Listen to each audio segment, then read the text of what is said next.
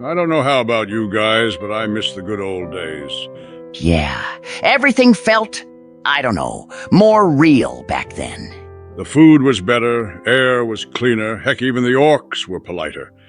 You'd say, "Good morning," they'd grunt back. Now it's just straight to the battering ram. A grunt of acknowledgement? That's practically a love letter by today's standards. And trust in the people. You could. Back then, messages from the Force I received. But these days, only Neimoidian financial traps, Alderaanian princesses in peril, and hot pyramid schemes. My hollow mail filled with these it is. You have those too?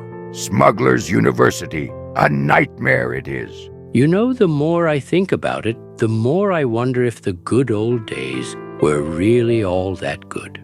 What do you mean? Well, maybe we're just looking back through rose-tinted lenses, letting nostalgia paint everything in golden hues. Maybe those good old times weren't as great as we remember, just the way our minds choose to preserve them. Nostalgia? No, I don't think so. Nonsense! The good old days were definitely better. Just worse this era is. And what about these youngsters nowadays, huh? It's like they think everything should be handed to them. Yeah, they are so entitled. Back in my days, we had to climb a 6,000-foot mountain just to reach our monastery. Isn't that still the case? Yes, but we considered it a warm-up, not a life-threatening experience. And what about how they don't even listen anymore? You tell them, "Don't jump off that cliff." And they respond with, "But what if I do a backflip?" Like the time my nephew Zuko wanted to sneak into a Fire Nation war council. I told him not to go. Did he listen? Of course not. He marched right in and got subsequently roasted by his own father. Ah, a little family banter never hurt anyone. You would be surprised. These hot-headed kids really should listen more. I wouldn't say it better. Zuko always chases after what he believes is his destiny. And no matter how many times I tell him, "Zuko, a fire that burns too hot will consume itself," he still persists. That boy needs to slow down and find his own ground. Perhaps if you spoke like a normal person instead of a walking fortune cookie, he'd actually get it. What do you mean by that? Look, I'm not saying there's no room for poetic wisdom, but teenagers need instructions, not haikus. Maybe if you just told him, "Sit down, take a breath, and stop being dramatic," he'd actually listen. You underestimate the power of a well-placed metaphor. If I told him directly, he would just argue. This way, at least, he ponders first. No offense, but riddles don't work when your audience has the attention span of a squirrel on fire. That metaphor is more accurate than you realize. Agree with Iroh on this. I do. A true lesson is not simply told. It is discovered. Indeed, a lesson given is a lesson half learned. One wise man once said, "The fish that swims against the current learns the river best, but also gets very tired." A wise man? Who? Me, ha ha ha. Well, no surprise the two of you are talking. And what was that supposed to mean? Well, perhaps it's because the two of you are the undisputed masters of cryptic wisdom. If someone was lost in a forest, instead of giving them a map, you two would tell them something like, "Only by getting lost can one truly find themselves." Meanwhile, they're still being chased by a bear. I'm convinced even you don't know what you're saying half the time. Nonsense. Both practical and deeply understandable our wisdom is. Yoda, when we first met, I was wondering for a week if you are not having a stroke. I imagine your Jedi students spent half their training just trying to translate your instructions. Not to mention that half of your wisdom boils down to trust the Force. That is like the most cryptic and vague advice you can give. Like it is some kind of universal fix for everything. Simple. This wisdom is. But its practicality, do not underestimate. But it is still better than Oogway, I guess. With Yoda, you at least know you're confused.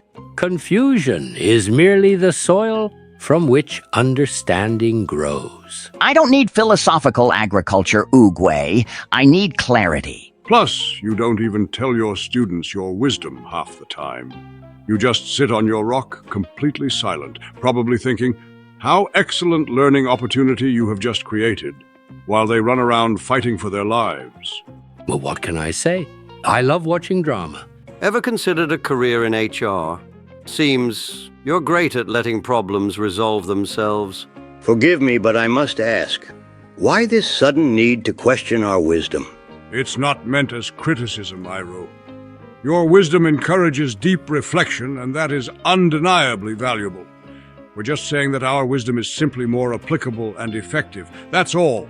What do you mean, our wisdom? Just as cryptic as ours, your wisdom is. Yeah.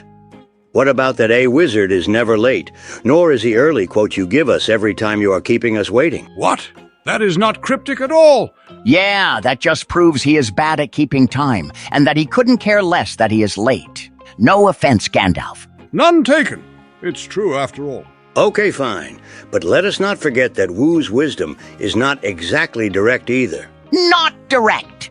My wisdom is straighter than a tax auditor's smile during an audit. Sure, it's got a bit of a bite, but that's just efficient wisdom delivery. And Alfred's way is basically the same, just with British accent. That's why our wisdom is the greatest. Well, I'm not entirely sure that telling Master Wayne to stop being a dickhead and take a nap 3 times a day qualifies as great wisdom. But at least I get straight to the point. All right, your opinion I understand. But wisdom, merely words it is not. Understanding them, the journey is. Give all answers too quickly. We must not, for the chance for true growth, we take away. A lesson earned, a lesson remembered it is. But the lessons half understood are the kind that leave you exactly where you started. Except more frustrated. You couldn't even give a straight answer if your life depended on it. Hey, that's not true. All right then. Tell me how to cross a river. Excuse me? Simple question. Tell me how to cross a river. Well, this is easy. To cross a river, one must first understand the river. For a river is not merely water, but the journey of water.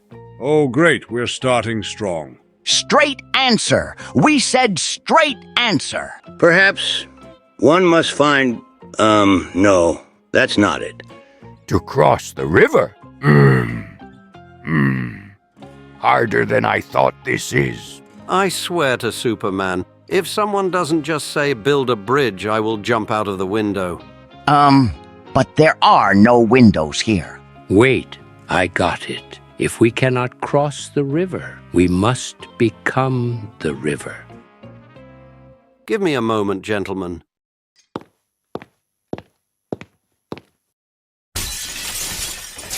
Ha! He is crafty. You have to give him that.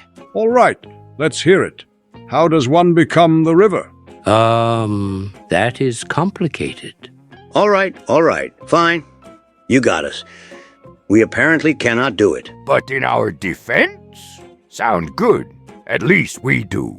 And yet, we're still standing here, not crossing the river. Well, I guess with this, we'll end today's episode. Our dear viewers, please give it a like or subscribe to this channel, where you can find new videos like these every single week. If you'd like to directly support my channel, check out my Patreon.